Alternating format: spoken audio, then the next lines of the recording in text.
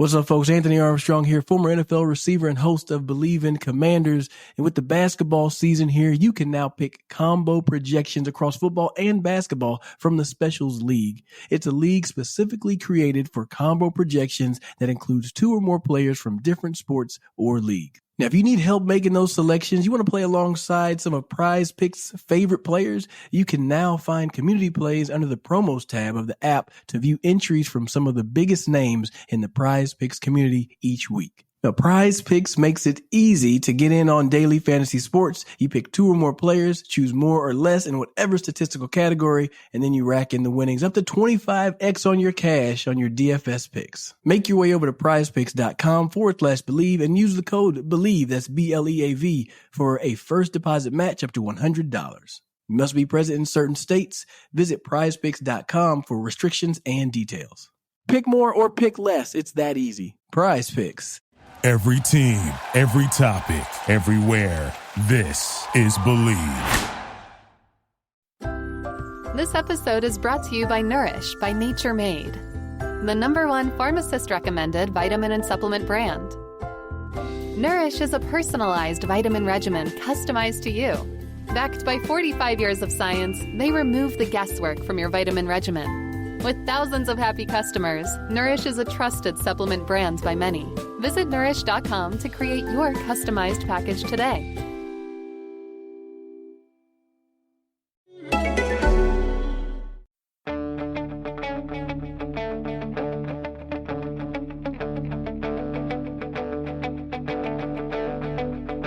Ich warte seit Wochen auf diesen Tag und tanz vor Freude über den Asphalt, als wär's ein Rhythmus, als gäb's ein Lied, das mich immer weiter durch die Straßen zieht.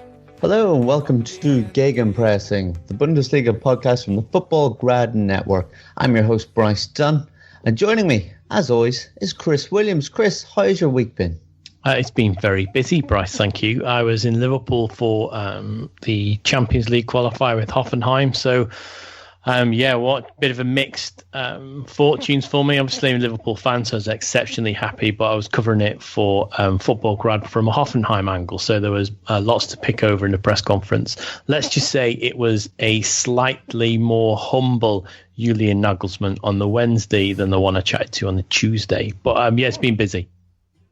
Yeah, it definitely seemed that way. And I can see you all the way up in the stand. I was fortunate enough to be at the game too. Maybe we'll talk a little bit more about that later. But joining Chris and I, as always, is Manu Veth as well. And Manu, how have you been this week? Yeah, very, very busy as well. Bundesliga work kept me busy. And the Champions League game, of course, was aiding Chris from home and basically doing the Twitter background and all that. And that was a really busy weekend for us. It was a very busy weekend over on Football Grad too, because we had all these teams from the post-Soviet space in action. So it was really busy. This week seemed like it took forever, but also went past like a whirlwind. So yeah. It's been busy, but good. I mean, it's been really, really good and productive. And we got the UEFA and Europa League draw. And I think we can be quite happy with it. Yeah, definitely. We're going to have plenty to talk about tonight. Not just Bundesliga, but also transfers and obviously the European competitions. But I just said transfers, and we're going to start off with a topic that we touched on a little bit last week when we had Stefan on with us, and that is Ousmane Dembélé has left Borussia Dortmund. Chris, we kind of seen this coming, didn't we? Though at least it's a shame. Well, it's a shame for the Bundesliga. It's a shame for Dortmund, but at least Dortmund seem to be getting paid rather handsomely from this transfer. Yeah, it's a big transfer. I'm a little disappointed, to be honest, but that's maybe because I'm never going to see Dembélé play again because I don't really watch La Liga. So unless Dortmund pull him in the Champions League, I probably won't see them. But yeah, 150 million in total. It's a good deal considering what they bought him for. But disappointment. I think I'm more disappointed the way he left, really, and the way he forced himself out. I didn't really leave them with an option, although they could have said no. But He'd already made his bed, hadn't he? He'd moved out of his house. He'd gone over to Paris. He was awaiting. Obviously, now he's in Barcelona. I was more impressed that it looked like they didn't miss him yesterday. So, I know we're going to get onto that. But, they got a lot of money for him. I suppose in the end, they got way too much money for him because he's definitely not worth that. He may be in 4 or 5 years' time, but as it stands now, I don't think he's worth 150 million euros. Yeah, massive transfers we've seen going around this summer, and that is definitely one of the biggest that we've seen. Manu, what do Dortmund do from here? They've obviously got plenty of money if they decide to spend. Is there anyone in particular coming in, or is there a few people that they're looking at maybe? Well, the big story that's breaking right now, it seems Andrei Yarmolenko from Dynamo Kiev is the man. Third time is a charm. They've negotiated twice already with Dynamo Kiev, and both times the deal didn't happen because he is on silly money over in Ukraine. And I guess I have to kind of explain that a little bit, is that he earns $5 million in playing for Dynamo Kiev, and the way salary is structured over in Ukraine, that means that, getting $5 million means he's getting $5 million after tax. That, of course, is, I have to do the conversion real quick in my head. I believe that is about 4.5 million euros at the moment after tax, which always made him a very difficult transfer target to get. Now, Dynamo Kiev have financial problems right now because the owners of Dynamo Kiev, the Sukis brothers, they had their accounts frozen when the Privatbank, which is where they had their most of their assets located on, was institutionalized by the state. So, they struggle a little bit with money. So I can see them pushing Yarmolenko to take this deal. And from what I've heard from sources from Ukraine, and this is where the story really is breaking from, is from Ukraine. And it's not any sources, Artem Frankov, who is a very respectable Ukrainian journalist, and wouldn't say what he's saying unless there was at least an ounce of truth to it. And it seems like they're going to pay 25 million euros for him, right? So considering that they shipped out Ousmane Dembélé in a deal worth, I think it's 147 million euros with all the bonuses, and Hans-Joachim Watzke lately it said to ZDF, I believe, yesterday on television that the way the bonuses are structured is that they're all going to get all those bonuses within a year. So they're very easy to hit bonuses. So, they have a lot of money from this deal. But yeah, it seems to be Yarmolenko is the man. We have an article on Fußballstadt where we listed a bunch of other players, Malcolm from Girondins Bordeaux, Julian Draxler, of course, from PSG, because the PSG needs to sell players, Maxwell Cornet from Olympique Lyon, who has also been listed by a few news outlets, including Stefan Buschko, who we had on last week. And then Julian Brandt, I think that was the wish transfer from a lot of Borussia Dortmund fans. Stefan also brought him up. But I think he's very unattainable. Bayer Leverkusen would probably ask for a big chunk of the Dembele money. So, and, Chris, they don't really need another talented player. I think they really need someone who can just jump in right away and play on this level, and has proven to play on this level, right?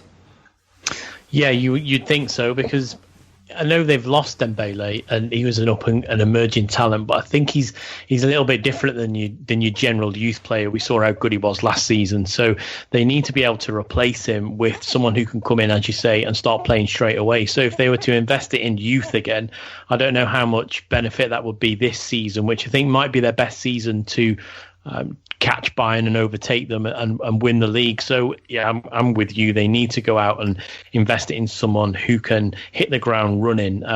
Although Maximilian Phillips looks like he has hit the ground pretty well, but I don't think we can question their decision making. Sometimes when they opt to buy a player, they normally get it right pretty much. And but I would like to see them go out and buy a household name. Maybe from inside Germany, maybe from outside Germany, and someone who can come in and really give them that extra push in the Champions League and definitely in the Bundesliga. And Manu, what can you tell us about Yarmolenko before we move away from his transfer coming in? What kind of player is he? I'm very, I'm a bit shocked that this transfer is happening now, and it really seems, and I know that everyone is kind of surprised about it because I've tracked Yarmolenko's career now since I lived in Ukraine in 2013, and he was a fantastic player then, and he still is a very good player, but he's played in a league that has been on a downward slope, so he hasn't progressed, hasn't had the environment to progress in. And so I'm kind of surprised this transfer is happening now, because about 3 years ago he was at his very best. He was a fascinating player to watch, and he still is. I mean, he's a true athlete. He's very strong. He's actually trained as a striker, which meant that about 5-6 years ago, a lot of people compared him to Andrei Shevchenko, which is a bad comparison in a lot of ways, because they put him from the center of the pitch and put him on. He can play either wing, and he's very fast, and he's a very good dribbler on the ball, and he's very good in his pace off the ball, and he has that speed and directness that Dortmund need, and Bosch really loves, right? He loves players who are straight onto the net. He doesn't like players that hold the ball unnecessarily. And Yarmolenko can do that. The one concern that I have is that he was basically now playing in a league, and the Ukrainian Premier League, those people that are listening to the Football Grad podcast know that there's so many political problems in Ukraine right now, which meant that the league has basically gone from 16 to just 12 teams. It's essentially a 2-horse race nowadays with Shakhtar Donetsk and Dynamo Kiev. And Dynamo Kiev themselves have financial problems, right? So, and all the teams around them are basically having financial problems. We mentioned on the Football Grad podcast that teams playing in the Europa League now, Ukrainian teams that used to be full of Brazilians and superstars from abroad, some of them don't even have a single foreigner in their squad, So, it's not a very competitive league right now. And he's been playing in that league for 3 years. And that's definitely a concern I have with this transfer. But, I've seen him in stadium live many times. The first ever game that I've done as a journalist was in Kiev. And that was a national team game of the Ukrainian national team where they played Cameroon. And it was funny because one of my Ukrainian journalist friends asked me, he's like, who are the players you can see going abroad and where would they fit? And I said back then when I saw Yarmolenko, it's like, Yarmolenko, bang, get him. Like if you're a Western European team, you have to go get him because he's very, very good and he's perfect to play in the Bundesliga. But that was in 2013, and that's really a big concern that I have with this transfer. Yeah, so Chris, if we look at this weekend's game, though, we've seen Dortmund win 2-0 against Hertha, and what a performance they put on. It was fantastic, wasn't it? You would look at that side. I know they need maybe players for squad depth and that, but on the field, that 11 looked fantastic. I thought Pulisic included in that. Oh yeah, they were lightning fast. It was very Dortmund, wasn't it? It was very old Dortmund. Manu, you said at one point it was like Klopp's Dortmund. Oh no, that was the other day. You said that was Liverpool were like Klopp's Dortmund. But I did say that too. And you're right. I did say that when I watched the Liverpool game, that was like when they played the best at Dortmund. But I also did say that when we spoke on Saturday, didn't I? It was like Klopp's Dortmund. You're right. Yeah. I tweeted out, is it a little bit early to say this is heavy metal football back at Dortmund? But the speed, Bosch has gone with 4-3-3, which we all knew was the proper formation for this team. And he looks like he's going to stick with that. He may experiment during the season, especially when teams want to sit a little deeper, especially in European games. And I'll be surprised if he doesn't change it then. But at the moment, he's going with his strongest formation.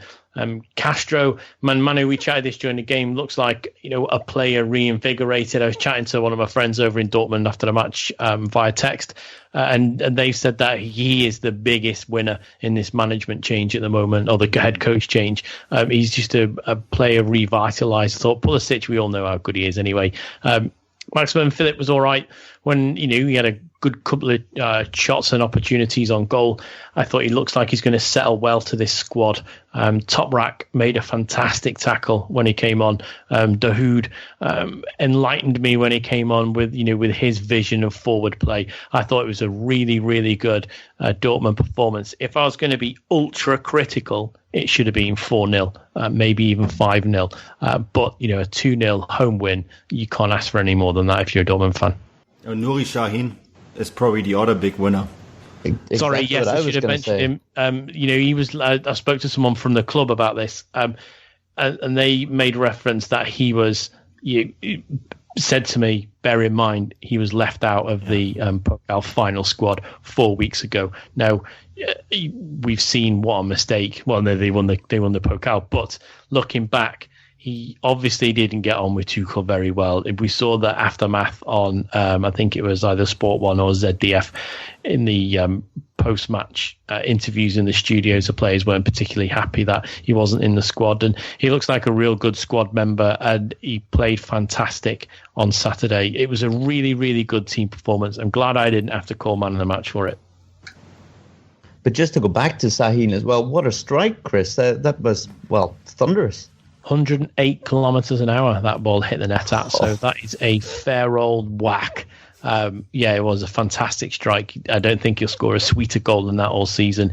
Caught it beautifully. I haven't played properly for a long time now, but as a player, when a ball hits your foot, the minute it touches your foot if that's going in, and he knew the second he made contact with that it was going in. It was a fantastic goal.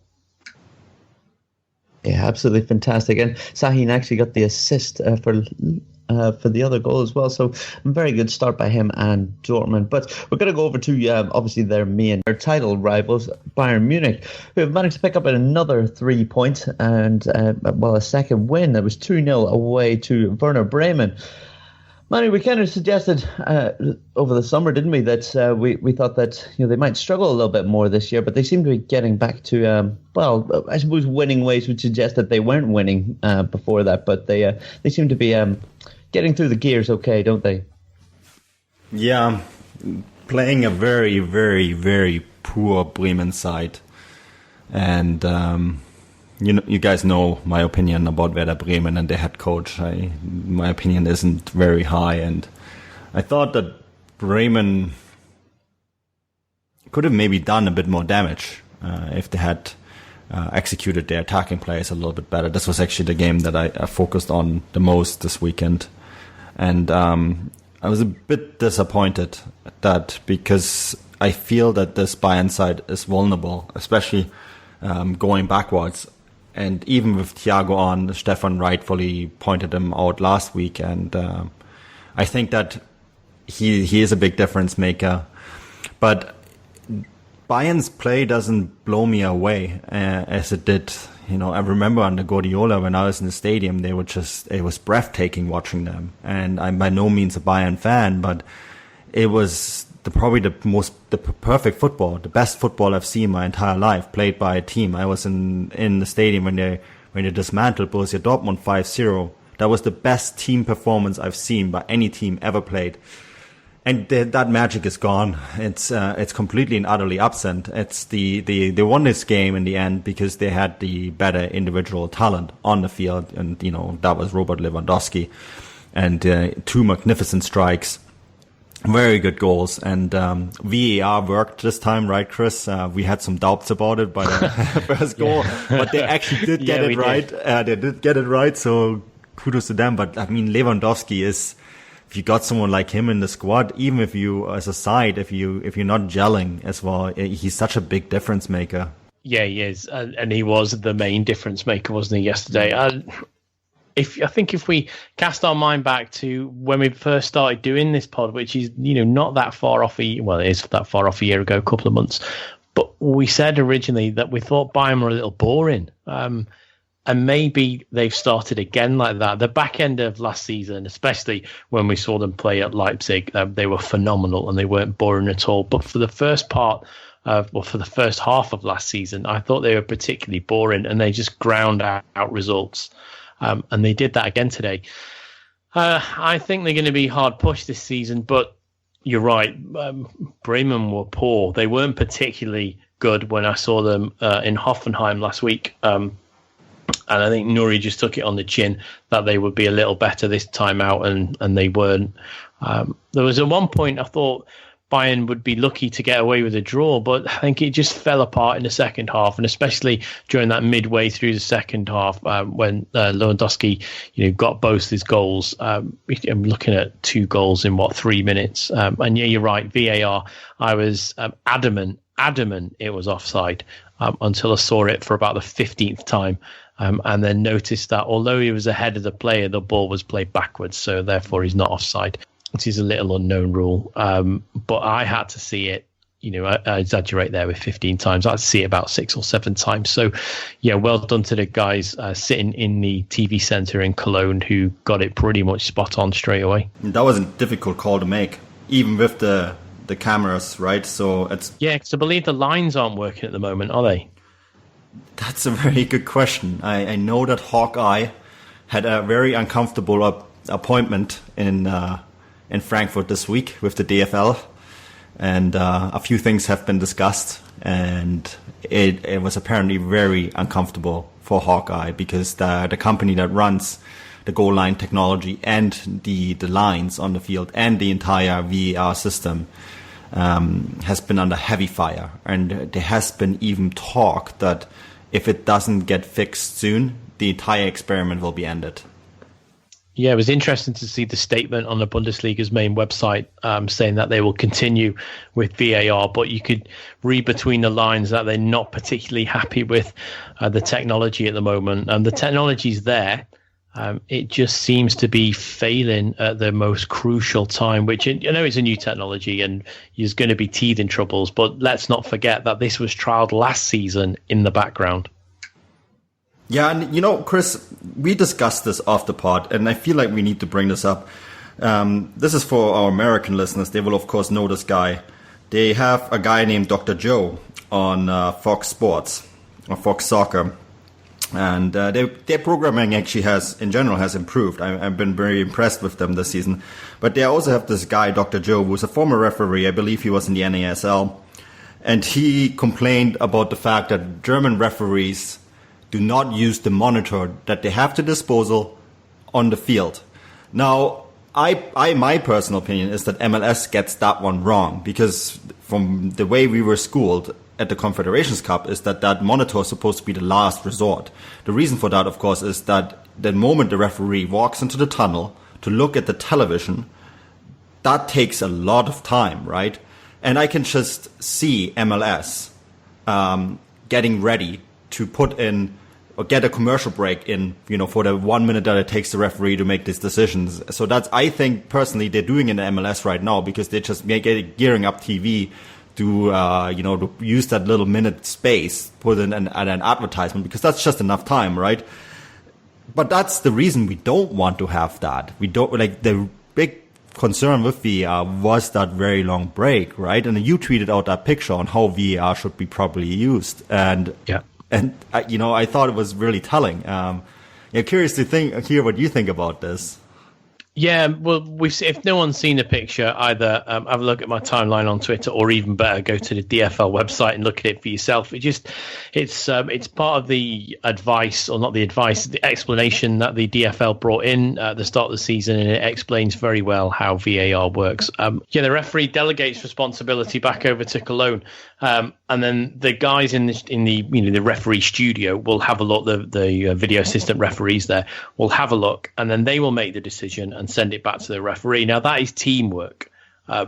If the referee is, I don't really think you're telling the truth there, I want to look at it on the monitor myself, that is there for him.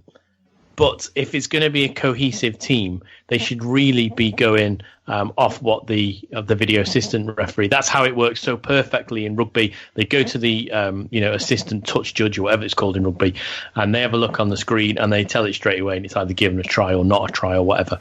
And that works seamlessly. And that's the way it's been working in the Bundesliga as well. And Manu, you're quite right that in the MLS and some of the other leagues, they're going over to the screen and And yeah, I can see why that may be popular in the States because of the advertising that comes through. But as it stands, the Bundesliga is doing it correctly. The most minimum disruption time that we can have for the game is exactly what's needed, and that's what's being done at the moment. We've got a friend in Ian Joy, haven't we? He used to play for St. Pauli, who chats us quite a lot, and he liked it and retweeted it. So I think he was on our wavelength there, Manu, as maybe just not on Dr. Joe's. Yeah, I think Dr. Joe got that wrong. I have very strong opinions about Dr. Joe that maybe should not, we should maybe talk on a different pod on that one. Yeah, somehow I reckon we're going to be talking VAR for a while. Well, until it gets maybe dropped or whatever.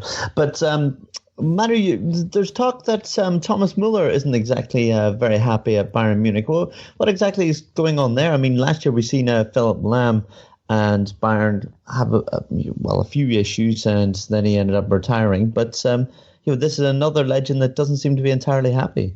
Yeah, this is potentially dangerous, I think. He said apparently my skills aren't useful right now for the club. If there was ever a time bomb, that would be it. I think it's Bayern Munich's equivalent of the burning bucket. I think, when Thomas Müller is upset, and this is a guy, who stands for the club, who represents the club like no other player maybe in that squad. And if he comes out with a statement like that, I'd be pretty worried, because if he's not happy with the playing time that he's getting, and he's obviously a very good player, he had a fantastic preseason. He was probably the only player on that squad that actually had a good preseason. And he's coming out with a statement like that, I'd be very worried. And Lothar Matthäus today said Thomas Müller needs a coach that 100% backs him up. I agree, he does. I mean, Louis van Gaal famously said, Thomas Müller will always play for me. Even Pep Guardiola, and this was despite the fact that Müller is definitely not a Pep Guardiola kind of player, played Thomas Müller. And he was thanked for by, getting bucket loads of goals out of him. And all of a sudden, Carlo Ancelotti, Müller isn't useful anymore. I find that very, very hard to believe. I think Thomas Müller guarantees you goals if you treat him the right way, if you play him the right way. We're talking about a guy that's potentially going to hold the record for the most goals scored at the World Cup after next summer. And I find it odd what's going on. And I think that is a dangerous slope to go down on for Carlo Ancelotti, because I'm pretty sure Thomas Müller has the backing of the likes of Uli Hoeneß and Karl-Heinz Rummenigge. Do you see him pushing for a move out of the club in the next few days? Oh, if he does that, then the Christmas tree is definitely on fire. If he was to do that, there would be no shortage of suitors for his signature across many of the leagues. I think you would have a couple of Premier League sides would throw the hat into the ring. Maybe even a couple of the Spanish sides would as well, because he will guarantee you goals as well as assists. It's very strange. I just get the feeling, especially after last season, that I don't know if Ancelotti will last a full distance this season. Yeah, he's opening a dangerous, that can of worms. She should have left that closed, because I think that Müller is bigger at Bayern than the coach, and I know that's a crazy statement to make, but I think he is. Oh well, I think it's about time we move away from Bayern. We talk about another legend leaving the club, and that is Benedikt Höwedes. It looks like he's going to leave Schalke and go to Juventus, Chris, doesn't it? I mean, he's played over 240 games there. This is surely a rather big loss for them as well. I mean, he was stripped from captaincy just recently as well. I mean, what exactly is going on there? I mean, is there a fallout between the two of them? Or? Well, every now and again, managers come in. They don't even have to come in. They can be there, and all of a sudden they'll have a fallout with a player. And this is a clear example of that. And it's happened throughout time, and it will do again. I think you only have to look at the biggest one at the moment is Conte and Costa, isn't it? Across European football, they've had a massive falling out. This is up there, especially for Schalke, because he's a stalwart for me. He is a fantastic centre-back. He's a World Cup winner. He's international pedigree. He's been Mr. Dependable for them for years. I don't know why Tedesco is ostracizing him like this. I'm not really sure. If Juventus get him, it will be a shrewd move by them, and I think he'll do really well in Serie A, by the way. It's a little bit slower pace of the game, and it's a very clever league as well, so you got to have your head switched on, and I think he ticks all the boxes for that. I just find it really strange, especially after seeing them play today, and they were unpicked a little by Hanover. You don't want that. If you don't want to be being unpicked by the immediately promoted side so early in the season. I sort of laughed at Tedesco's appointment a few months ago. This is a naive judgment by him, and one that could bite him. I mean, if he lets him go before the window shuts, and then Schalke have some sort of form like they had the start of last season, it might be bad for them. Obviously, they've got 2 games and 3 points, so they're slap bang in the middle of the table at the moment, and it's probably not even worth looking at the table until October, November time. But I think if you lose someone as big as that in the dressing room, what sort of vacuum does it leave? Yeah, apparently, Chris, the entire thing was orchestrated to potentially open the door for Leon Goretzka to sign a new deal. So they wanted to restructure the entire team hierarchy. So put Christian Fährmann on top, who's a placeholder in case Goretzka signs a new deal, and then Goretzka would become the new team captain.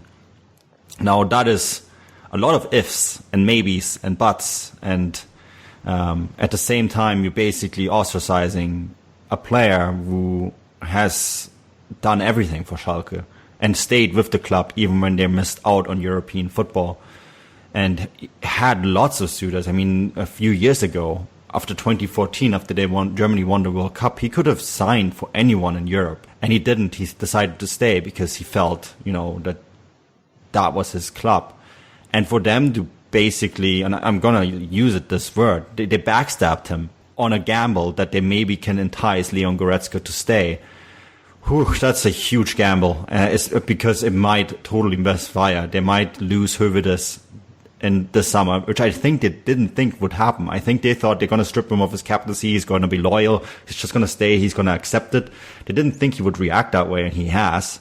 And Goretzka might leave anyways, and then you basically lose 2 leaders rather than 1. Yeah, it'll be interesting to see how Tedesco copes with this loss.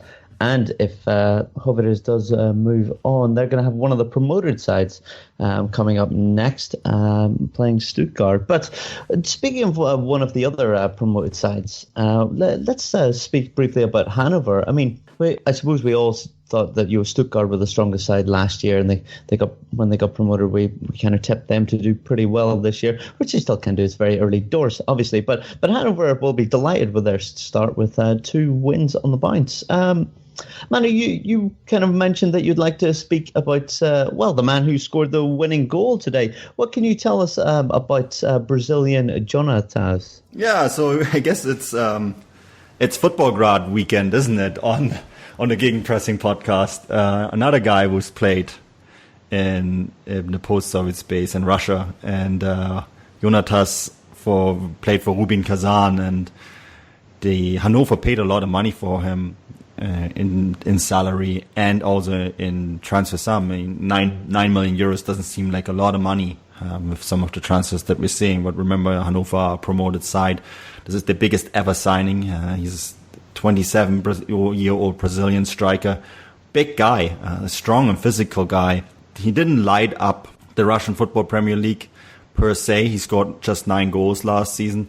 But that's actually quite a good turnout for a striker playing in that league. Only 4 players scored double digits in Russian football last season. It's a league where there's very few goals scored. It's a bit like Italian football. It's very tactical. It's a lot of teams play with 3 in the back. That changes to 5 in the back when in defensive positioning. It's a league where you have to really know your transition games. There's a lot of very good coaches in Russian football in terms of tactics, and that surprises people because they don't think that league has that. But I mean, we had Rostov completely surprised Bayern München last year in the Champions League, and I mean, this is a side that has little to no money and still put out a perfect tactical display. So, teams there know how to play football.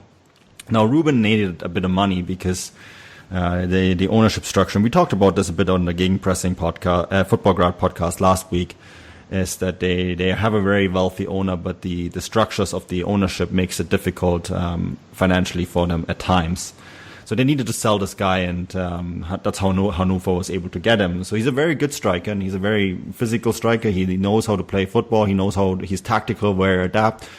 So I think it's a very good sign for them, and I mean, it paid off for them today. He scored the winning goal. Yeah, looking at his scoring record here when he's been in Spain as well, he seems like he's going to be a fairly decent acquisition there. His scoring record's fairly impressive, I think. He's going to get double digits this season.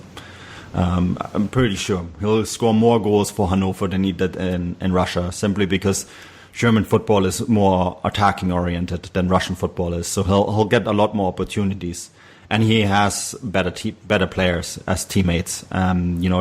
Even Hannover, the Russian league is very good. It's a top 5 league in Europe right now, but the Bundesliga is a step up. But it also, of course, means that the players around you are better. And for a striker, that means a lot. Having the team set up around you. We see that with Pierre-Emerick Aubameyang. He gets 31 goals because the players around him give him the ball in the right situations. So I'm pretty sure Jonatas will score more than 10 goals this year. And Chris, what a great start for Hanover, right? That's 2-2. I mean, you can only beat who you're up against, as we know. But it's fairly positive for them so far going into the international break. Well, yeah, if you would have said to them, where would you like to be by, end of match day 2 as we go into the international break, they would have said 15th. Not where they are now, which is joint top in essence, isn't it? They're sitting in 4th place on goal difference. But it's early days. But the more they play, I mean, they're 6 points closer to that magic mark than they were.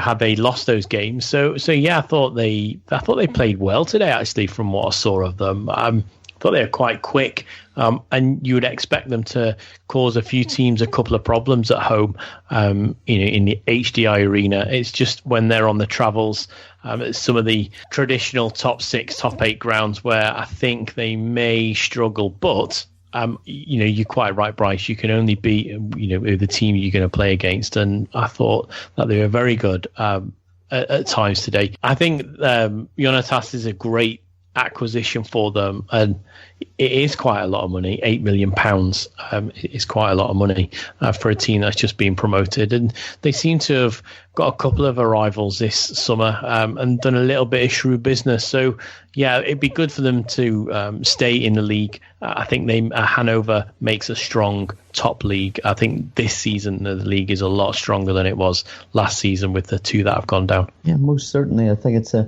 an exciting acquisition, aren't they? And they'll be facing Wolfsburg in their next matchup after the international break. But we're going to talk about another side that's had a very positive start after several negative years. And Chris, I know that you tuned into the Friday night game and you seen Hamburg's performance, but again, that's 2-2 for them. How were they for you?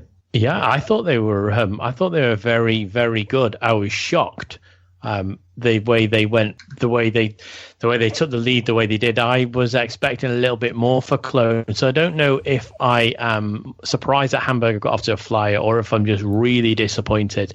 The fact that Cologne look a really weak side, and not just, I don't think it's Anthony Modeste that's the problem, because it wasn't scoring as such that was a problem on Friday night. It was their defending. I thought it was schoolboyish, and they looked really disjointed at the back, and it was typified by Hamburg's third goal when Jonas Hector tried a no-look pass, which went straight to the feet of Ekdal, who then just fed in Holtby for a good goal in the end. I thought they were well worth it. Those 2 quick goals midway through the first half, though, I think pretty much killed Cologne, and there wasn't that much coming back from them. I thought they were very, very good, and certainly a lot better than what we saw last season. Although the red card at the end may be a little telling for the rest of their games, I think. Yeah, Manu, do you see Hamburg having for a change, having a good season? It's the curse of the pot. If I say they do, then they're not. We saw what happened to Stefan. He goes on one pot and he says this is Hamburg are terrible, and then they actually look pretty good. I actually thought this was one of the better games this weekend, and I really enjoyed it for everything that this game had, including the 4 goals. 10-minute break. 10-minute break with 30 minutes of extra time. Yeah, a referee substitution, and then the referee comes on and shows a straight red card. I don't think I've ever seen that before in the Bundesliga, but I actually thought Hamburg looked pretty decent. Kostic was good, Hahn was good, Holtby when he came on was good. I think that there is something there. There is a good foundation. Papadopoulos. Is there not a more... There's a man who forgot that VAR was in existence. Oh, poor Papadopoulos. But he is the master of the face expressions, isn't he? It's just he was wrong what he did there, and VAR caught him. Actually, that's another positive shout out for VAR that they caught him and he showed him a yellow card. I actually thought that was brilliant. But he gives a lot to that side. You know, he's a character player, and his antics and all that kind of stuff make Hamburg a better team. So I thought Papadopoulos was actually very good for Hamburg, and it's a very important player for them. Bryce, I was contacted by one of the guys who listens to us regularly. He's a nice fella, Matt Toomey. So first of all, I need to say hello to Matt. He's a big Cologne fan, and he's hoping that they can improve. He said that their midfield looks light and their forward line looks short on ideas. That's pretty much my match notes from Friday night's game.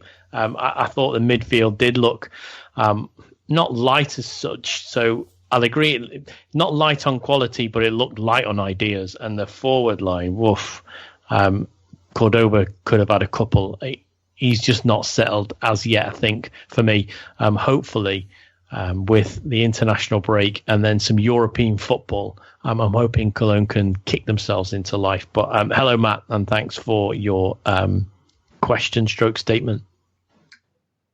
Yeah, I think we all enjoy just what Cologne contribute towards the league, especially with those very excitable fans at their home games. And it'd be a real shame, if they had a real struggling season, wouldn't it? Especially after last year being so good. They are in Europe as well, but it'll be interesting to see just whether that spreads them a little thin.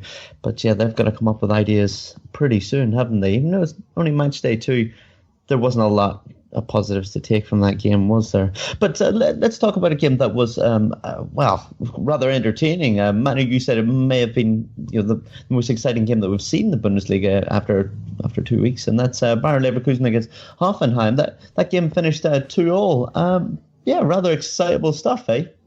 Yeah, and it saved Stefan because he did call out that would be the game of the weekend, didn't he? So well done, Stefan. You didn't fall to the curse of the Football God podcast network. But that was a good game. I mean, I only saw snippets of it because my work meant I had to focus on the Bayern game. So best to ask Chris about it. But from what I've seen from the highlights, when I switched over to catch glimpses of it, it looked like probably the best game of the weekend.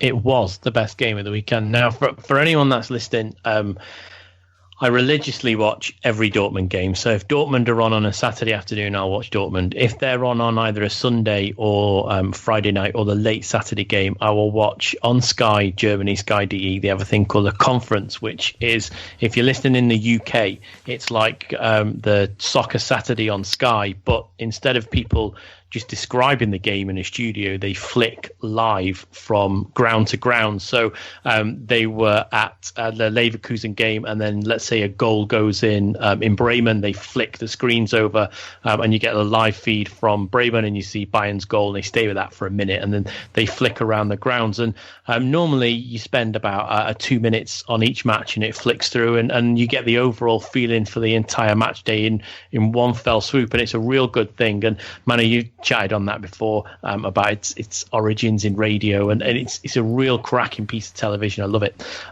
But their conference was dominated by this game, which you don't normally get. You don't normally get one game completely dominated by it, and that's because it was just end to end constantly. Hoffenheim looked dreadful for I would say the first 30 minutes. And then they came out after half time and registered the goal that they needed.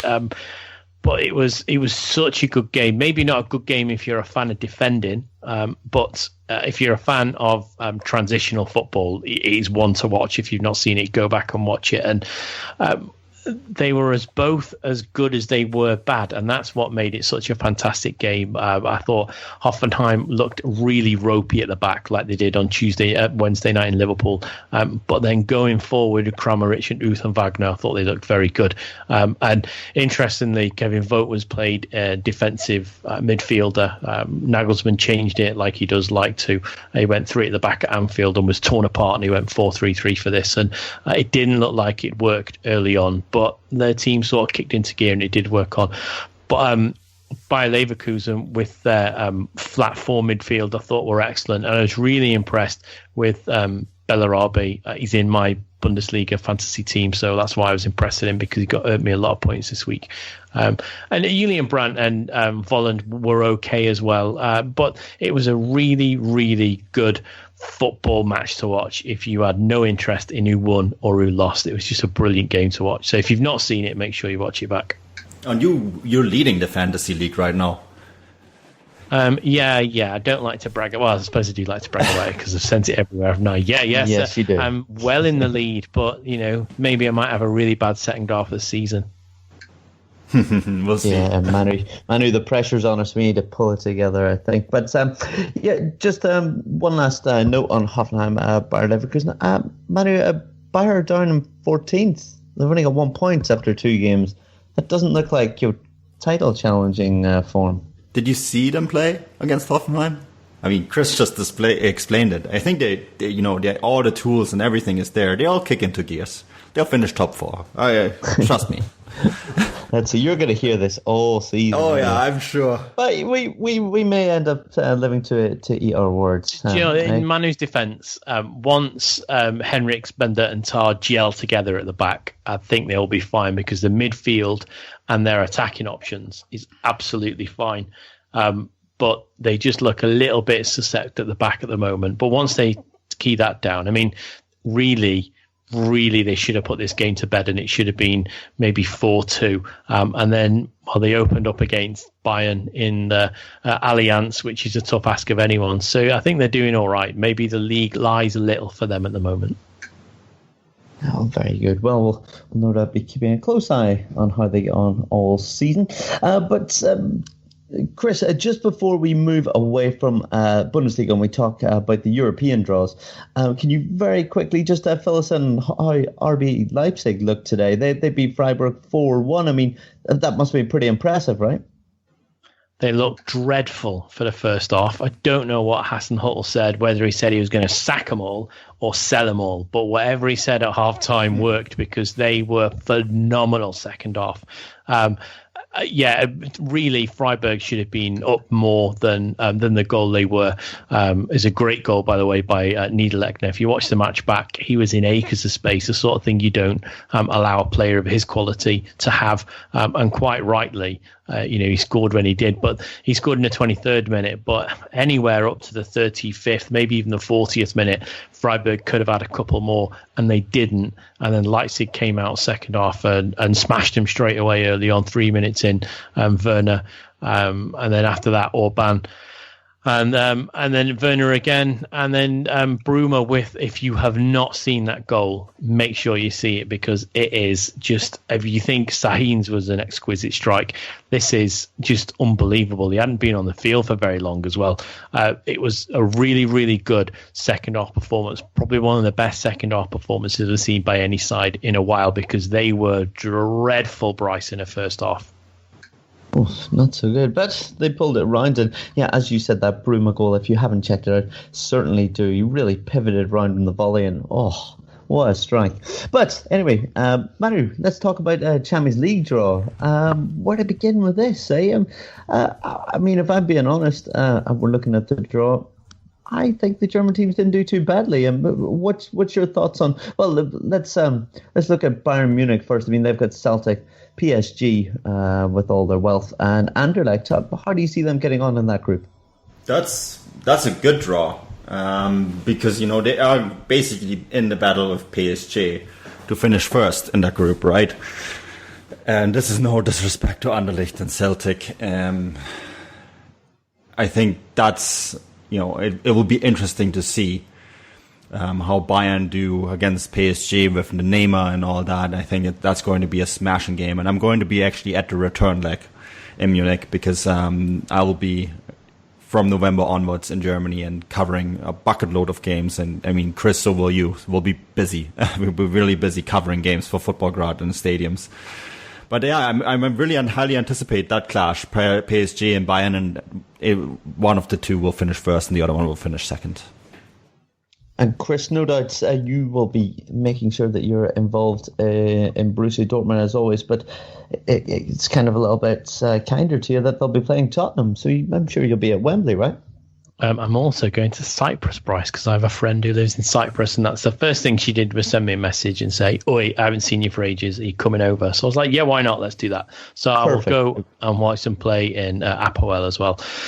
Yes, yeah. So Dortmund Spurs, which is the first, Spurs Dortmund, which is the first one. Wembley. Spurs cannot play in Wembley at the moment.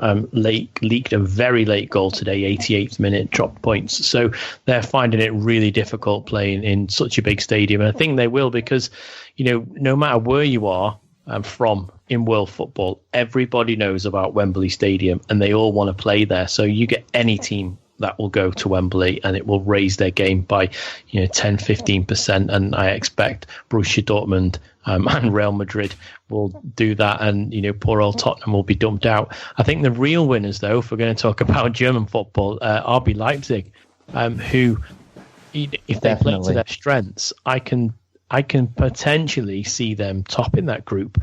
Monaco are a good side, but can blow hot and cold. Porto the same, and Besiktas, not the best travellers in the world. So if RB Leipzig are anywhere near their best, especially like their second half best today, I think they'll have a real good opportunity of getting out of that. But for Borussia Dortmund, you would expect it's a straight fight between them and Real Madrid. And I think that's the third season on the run where Dortmund have been in the same group as Madrid. I honestly thought that when those pots came down, it was pot H and pot E. That when Liverpool withdrew, they could only go into those two pots. I did actually think we were going to see Dortmund go back to Anfield, but it wasn't to be. Maybe in the next round or the round after that. But it's a really good draw for the German sides. They've avoided some of the bigger pot 3 sides and some of the bigger pot 1 sides. I wouldn't have liked to have seen either of them go to Chelsea or Juventus. So I know they're going to Bayern are going to PSG and Dortmund are going to Real. I just think at the moment that maybe Juventus and Chelsea are a little stronger, so they've avoided them, which would be good. So it'll be interesting to see. But yeah, as Manu says, we're going to be really busy because not only do we cover German football, but we cover football from the post-Soviet space as well as South American football. But we've got a really kind draw for the Football Grad Network. So yeah, expect to see us at lots of games. And Manu, obviously going to Europa League, we've seen Cologne go in there and, well, they've got a group with Arsenal. Will they be happy with that draw? It's a difficult draw, but it's also, it's really nice because they essentially got a Champions League team, or actually set up with a straight face. coming to visit them. And, it'd be amazing for Köln to have a team like Arsenal come to the stadium, the Müngersdorfer Stadium. It's going to be fantastic. I mean, you've been to that stadium. You know how great the atmosphere is. And I think the Arsenal, of course, favorites to win this group. And then it will be Köln. I think they will have a good chance to advance because I know Red Star and Bate Borisov quite well from my work on Football Grad, and I think that Köln can beat those two sides easily. So I think that they have very good chance to advance. As for the other two German teams, Hertha Berlin, the only tough opponent that they have in their group is Athletic Bilbao. Soria Luhansk is another side that I know well, Ukrainian side. It's a very well-run Ukrainian team. It's a team that's unfortunately in exile because of the war with Russia. But Berlin will be able to beat them. And then at Hoffenheim, Chris, they'd be quite happy with their draw too. Yeah, they will. And I think we all thought that it may be beneficial for them to be in a draw or in the Europa League because, they did fantastic last season, but it's a real test when you play week in, weekend. It is a really big task. And I thought if they would have gone through to the Champions League, they may have been slightly embarrassed a little. But in this group, now I think they can get all the European experience they need, and they do need European experience if they want to, be a regular appearance in both the Champions League and Europa League. They need to get that experience. And Group C for them, I can see, they're more than capable of beating Braga and Ludogorets, and maybe Turkish side Istanbul. I wonder how they will travel though, because we've only seen the one European away game that they travelled to, and I was there in the flesh, and they were pretty poor until Nagelsmann changed his tactics, but too little, too late by then. So I can see them, if they can win their home games and maybe draw a couple of their away games, at worst, then I could quite see them qualifying from that group. And then you're into knockout football, and it's anyone's game then, isn't it? But yeah, I'm really excited to go and see Cologne at the Emirates, which will be brilliant. And then I think we're going to be regular visitors to the Emirates in the Europa League as a network, aren't we? Very exciting times for the Football Grad Network. Plenty for us to cover and get involved with. Manu, one last thing I feel we have to cover. Obviously, we've got international break coming up this weekend. Are the German people afraid of Northern Ireland and how they may top the group? Yes, horribly afraid, Bryce. Thought so. I think we have to be really worried. No, all jokes aside, I think that Germany only need, if they win those two games on the weekend, September 1st, September 4th, I think they're through. I think they qualified for the World Cup. So maybe good news for you because you're playing us after that, and we might not be as motivated. Although it's Germany, I reckon they will, be at their best no matter what. But yeah, we're not going to be very happy to face your B team, your C team, or your D team, to be honest. But if you can beat everyone else, and we can finish second, we'll be happy enough, I think. Yeah, I mean it's an interesting squad that he's taken to these qualifiers because it's essentially 17 players that were at the Confed Cup plus 7 other guys, and Serge Gnabry is in the side, Mario Gomez, Thomas Müller. No Manuel Neuer yet. He's being rested. He's just come back from the injury, right? But Mats Hummels is back. Mesut Özil is back. Toni Kroos is back. Sami Khedira is back. Boy, this is a strong side. I think it's pretty safe to say that they're going to win those 2 games and qualify for the World Cup. Yeah, I don't think they're really at much risk there in that group. Though, as I said, Northern Ireland can just hope for a second. But yeah, that means that there's going to be no Bundesliga next week. Unfortunately, we've been grinded to a halt after 2 games. Guys, that more or less does it for this week. Although I do want to say something about that because I think that timing is horrible. This is a useless international break for me. Yeah, I couldn't agree more. If we just let's talk about this for a moment because we now had 2 match days. We're all excited and happy. Football is back. Club football is the best thing. I do enjoy watching the German national team quite a bit. I did enjoy the Confederations Cup immensely. But these games should be showcase games. They should happen maybe 4 or 5 times a year. That's it. Have the qualifiers in there maybe as well. So maybe tops have 8 games, right? But the fact that we have an entire week of national team games. That's how it's spread out by UEFA.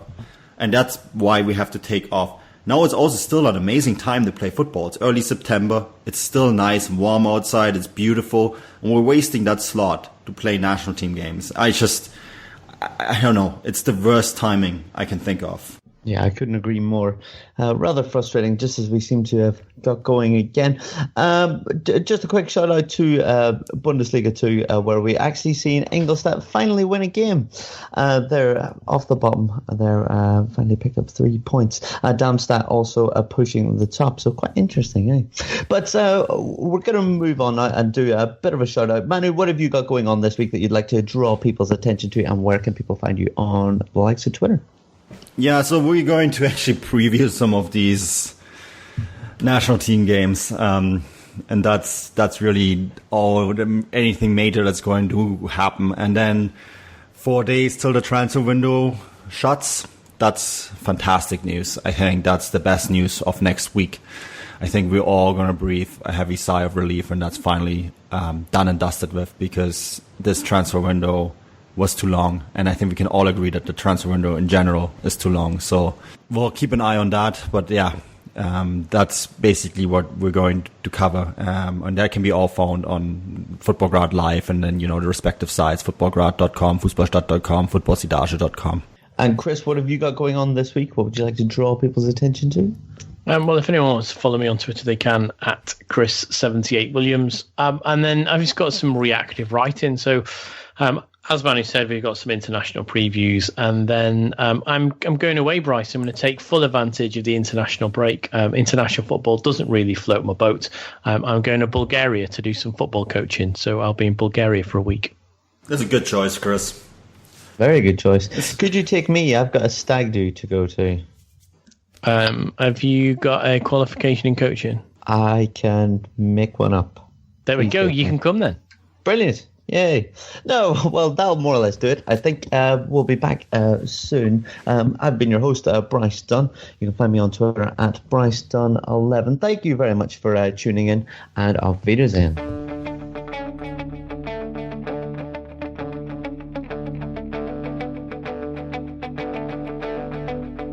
Ich warte seit Wochen auf diesen Tag und tanz vor Freude über den Asphalt, als wär's ein Rhythmus, als gäb's ein Lied, das mich immer weiter durch die Straßen zieht.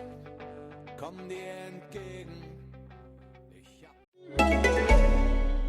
It wouldn't be the holiday season if there wasn't candy, right?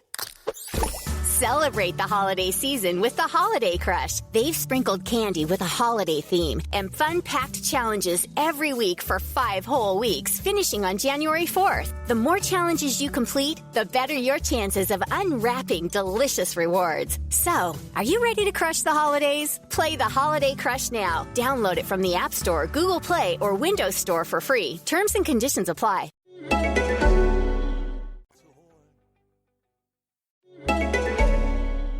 It wouldn't be the holiday season if there wasn't candy, right?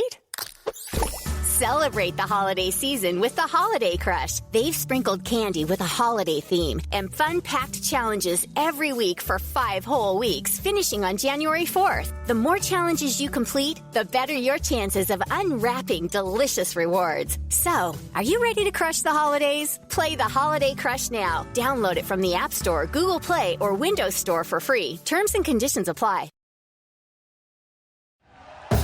Thank you for listening to Believe.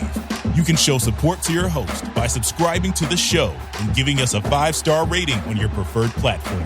Check us out at Believe.com and search for BLEAV on YouTube.